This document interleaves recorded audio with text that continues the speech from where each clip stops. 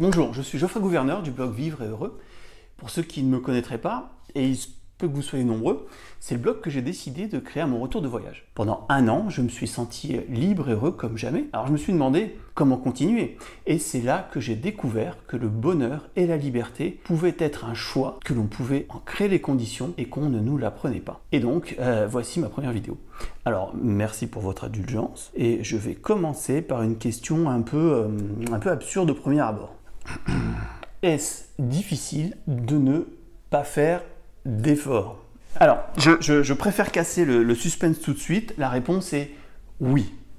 Et désolé pour les paresseux, mais un vrai paresseux, pas le demi-paresseux, voilà, celui qui s'y met à fond, eh bien, il travaille à alimenter sa paresse. Et cela demande pas mal d'efforts. À quoi pense-t-on quand on dit sans effort? Alors cela peut être des personnes qui font des choses avec une aisance et un naturel qui ne rendent absolument pas compte ni de la difficulté ni de l'effort à fournir. On voit que c'est dans la perception que l'on se fait une opinion. Dans nos cultures judéo-chrétiennes, ce qui est accompli dans la souffrance est particulièrement valorisé. Et alors qu'est-ce qu'on entend par effort?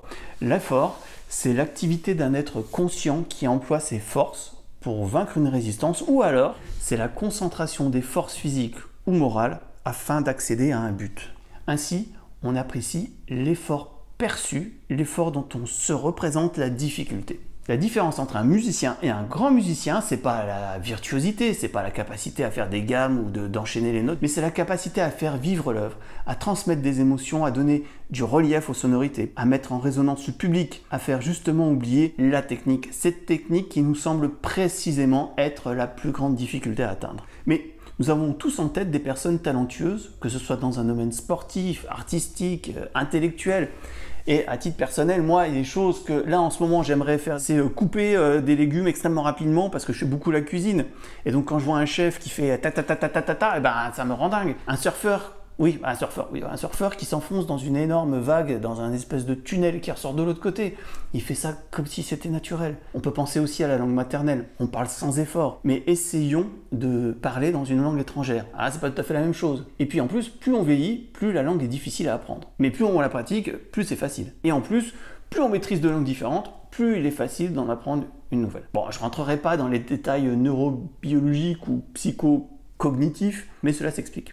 L'être humain, d'une manière générale, ne sait absolument rien faire quand il naît, à part manger quand on lui met quelque chose dans la bouche. Toute compétence, connaissance, méthode, aptitude, tout nécessite essai, mémorisation, échec, expérimentation, oubli, échec, essai, répétition, et puis du temps. Et même se vautrer dans un canapé toute la journée implique un certain nombre d'aptitudes, certes peu valorisées socialement, mais je vous promets, elles existent. Alors, le problème risque cependant de rapidement arriver. Comment sortir de son canapé et sans effort? D'où cette déduction, ce n'est pas la complexité inhérente à une chose qui nécessite des efforts, c'est le développement de l'aptitude. Donc oui, il est difficile de ne pas faire d'efforts. Bon, alors résume. Toute aptitude chez l'homme, c'est différent chez le tardigrade, nécessite un apprentissage qui, lui, peut nécessiter un effort, dans le sens de concentrer ses aptitudes existantes dans cet apprentissage, et plus l'apprentissage sera complet, moins l'exercice de cet apprentissage nécessitera d'efforts. J'ai dit que l'apprentissage peut nécessiter un effort. Tout cela dépend bien sûr de l'état initial de l'apprentissage. Et oui, et c'est là l'effet vertueux. Plus je sais, et plus c'est facile. Et certains ont plus d'aptitudes que d'autres. Bon, ça c'est comme ça, mais ça n'enlève rien au problème. Alors, je finirai par l'icône absolue, le champion du paresseux, du sans effort. J'ai nommé Gaston Lagaffe. Et pour bien comprendre tout son génie, il faut regarder entre les bulles. Regardez toutes les ressources techniques, l'ingéniosité qu'il met en œuvre pour ne rien faire. Des machines a priori complètement absurdes, parfois presque fantastiques. Tout ça simplement pour ne pas faire d'efforts. Et pour s'en rendre compte, je vous renvoie à l'entrée Wikipédia qui se trouve là. Généralement, le cerveau développe une appréhension et par réflexe de conservation mésestime les efforts à fournir. Dans le cas de Gaston, les efforts gigantesques sont modifiés par un idéal, le bien-être des autres et le sien. avec la promesse de fournir le moins d'efforts possible. Mais le chemin pour l'atteindre, lui, n'est pas pris en compte.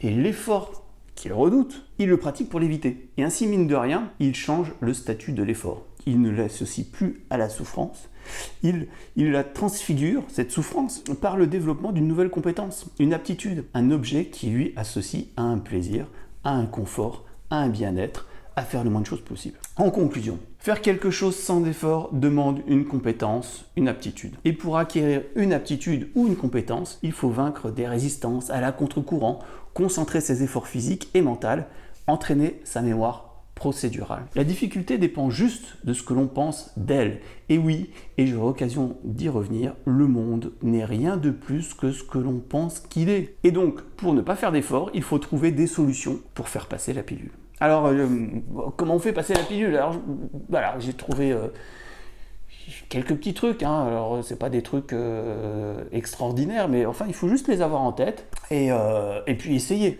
Alors par exemple, on peut se créer des petits rites, des habitudes, et c'est-à-dire que quand on se crée des rites, on ne prend pas le temps de se poser la question, est-ce que ça va être dur, est-ce que je vais avoir le temps de le faire? Se rendre compte de ses capacités pour relativiser les efforts à fournir, faire des petits pas réguliers, la somme de petites actions font de grandes œuvres. L'exercice physique, atteindre l'état où le corps crée des endomorphines, bon bah ça c'est pas donné à tout le monde, hein. Ça c'est plutôt pour les ceux qui en fait beaucoup. Donc je vous remercie, c'était la première vidéo, j'espère que ça n'a pas été trop pénible pour vous, en tout cas pour moi. J'ai trouvé ça assez drôle, et j'espère vous revoir bientôt. Enfin, que vous allez me revoir bientôt. Enfin, qu'on va se rencontrer. Mieux en vrai.